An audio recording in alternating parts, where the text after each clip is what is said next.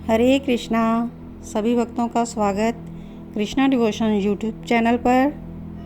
आप सभी भक्ति करें और आगे भी भक्ति का प्रचार प्रसार करें।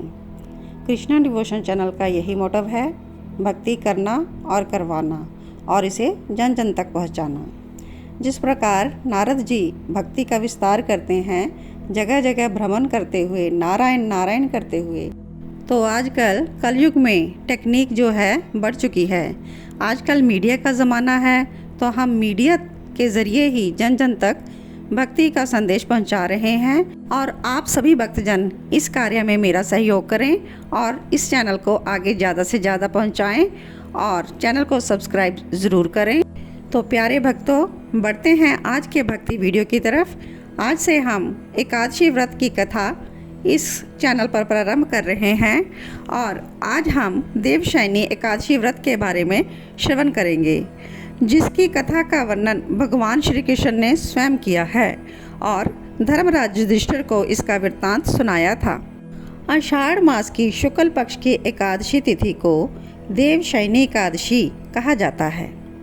सनातन धर्म में इस एकादशी का काफ़ी महत्व माना जाता है, क्योंकि आज से भगवान विष्णु क्षीर सागर की अनंत छैया पर गहरी निद्रा में चले जाते हैं और 4 महीने तक, यानी कि कार्तिक मास की एकादशी तिथि तक भगवान विष्णु योग निद्रा में रहते हैं और इन 4 महीनों में भगवान शिव सृष्टि का संचालन करते हैं।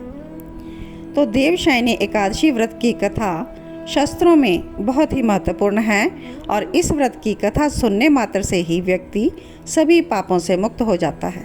तो आइए श्रवण करते हैं देवशयनी एकादशी व्रत कथा। धर्मराज युधिष्ठिर ने कहा, हे केशव, आषाढ़ शुक्ल एकादशी का क्या नाम है? इस व्रत के करने की क्या विधि है और किस देवता का पूजन किया जाता है?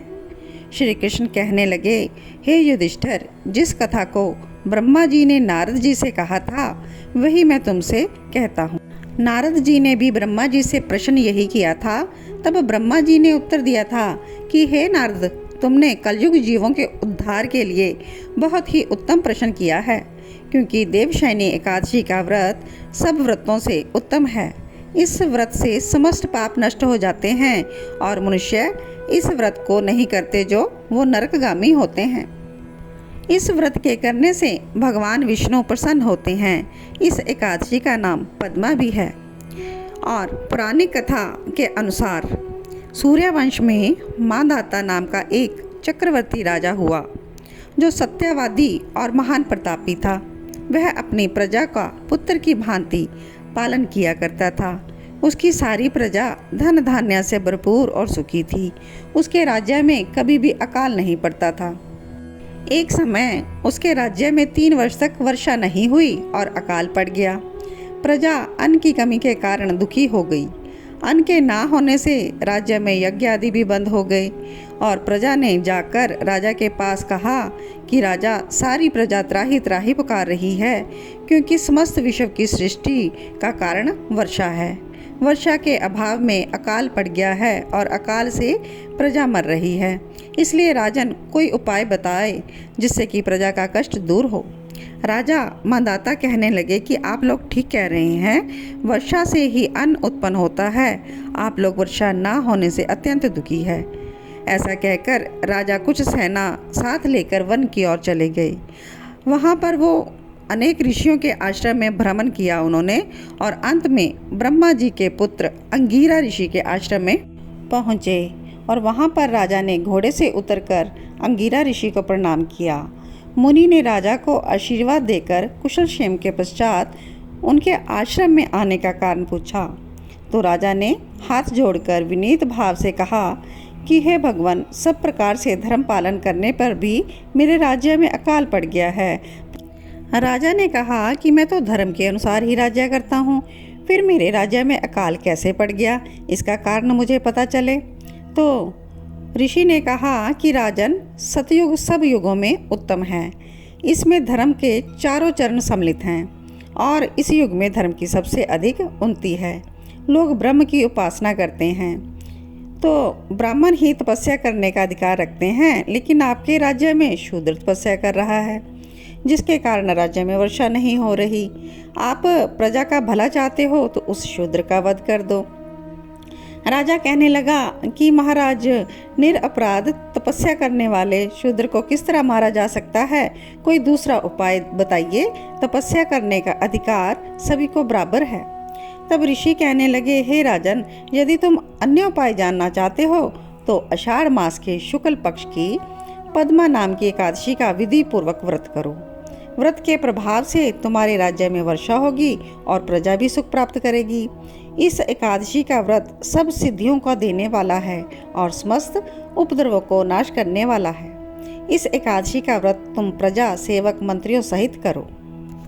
मुनि के इस वचन को सुनकर राजा अपने नगर को वापस आया और उसने विधि पूर्वक एकादशी का व्रत किया। उस व्रत के प्रभाव से वर्षा खूब हुई और प्रजा भी सुखी हुई। अतः इस मास की एकादशी का व्रत सब मनुष्यों को करना चाहिए। यह व्रत इस लोक में भोग और परलोक में मुक्ति को देने वाला है। इस कथा को पढ़ने और सुनने से मनुष्य के समस्त पाप नाश को प्राप्त हो जाते हैं। तो भक्तों, आप सबने श्रवण की देवशयनी एकादशी की कथा। तो इसी एकादशी से चातुर्मास का आरंभ माना जाता है और 4 महीने की अवधि में कोई भी शुभ कार्य जैसे विवाह आदि नहीं किए जाते। लेकिन इस दिन से 4 महीने तक भगवान श्री हरि विष्णु का बहुत ही पूजन किया जाता है और उनकी ही महिमा, स्तुति, व्रत इत्यादि किए जाते हैं।